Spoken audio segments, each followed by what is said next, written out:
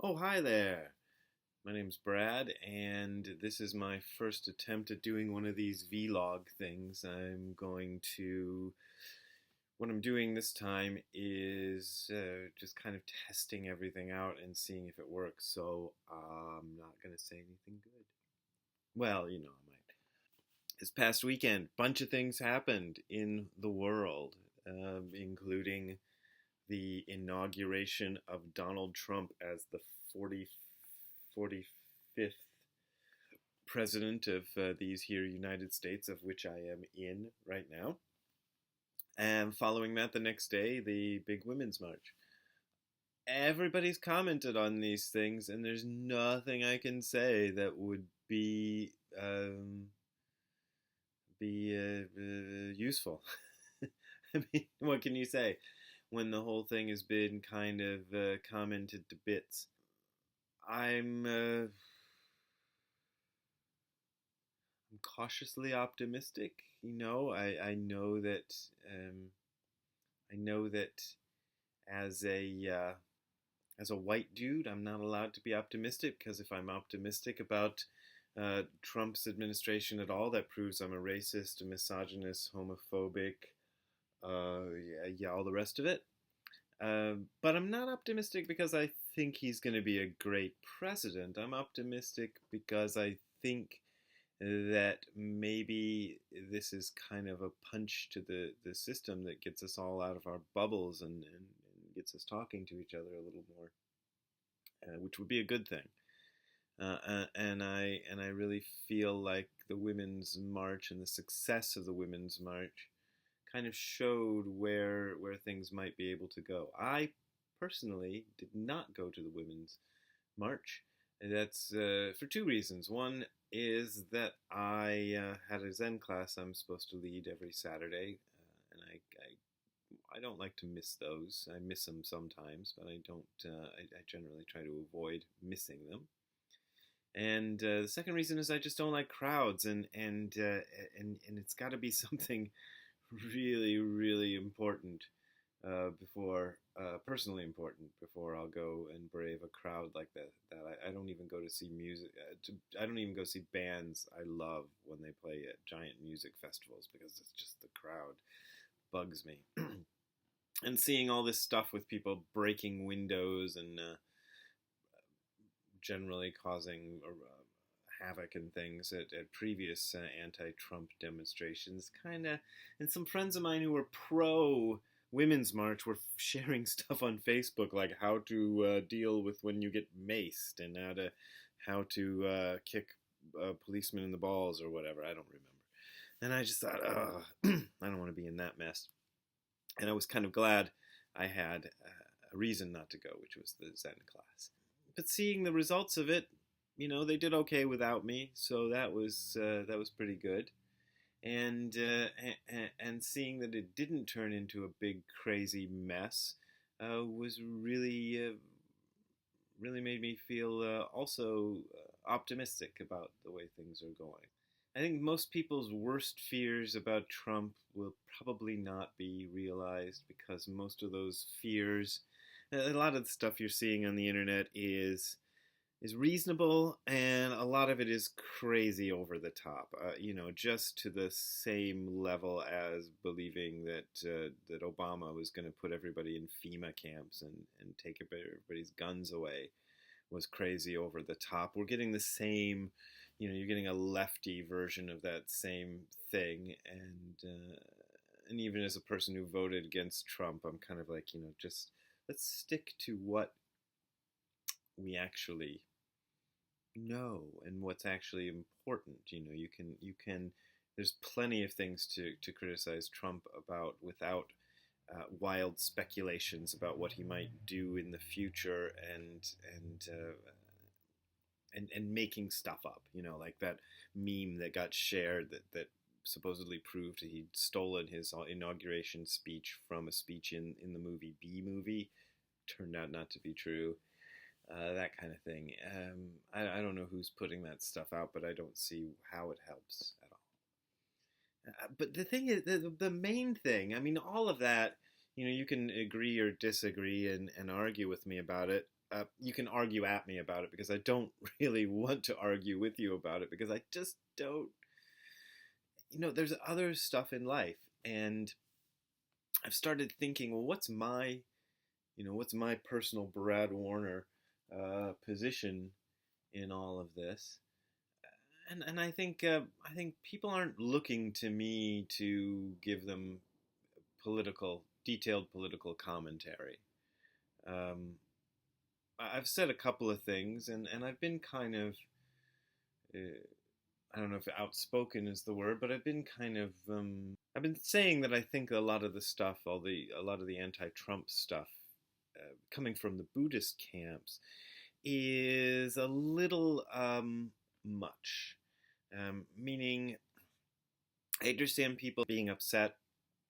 I was upset with the election of Trump. I'm not too happy about it, but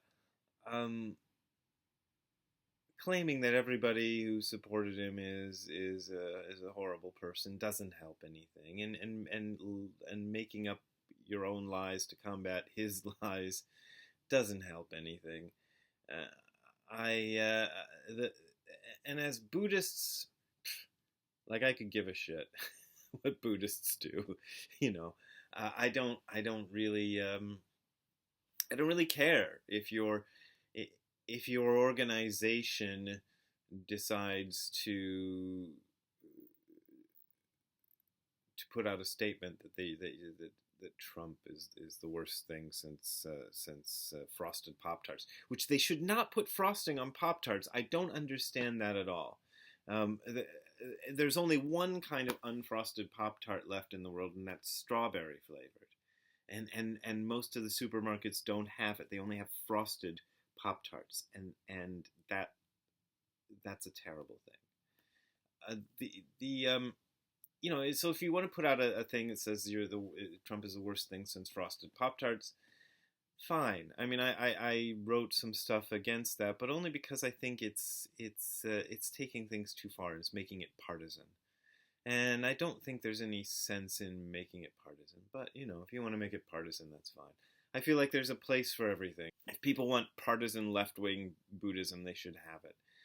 It's just what I resent is that most of the Buddhists in America are very, very leftist. And the problem with that is you get this kind of exclusionary thing going on. People are saying you should talk about the rights of minorities and women and all of this, and I really do agree with that. But I think the issue is where you're speaking about it. So if you are in the Buddhist world, where everything is, the American Buddhist world anyway, where everything is really, really left-wing, like, we're so left-wing, then who's the minority?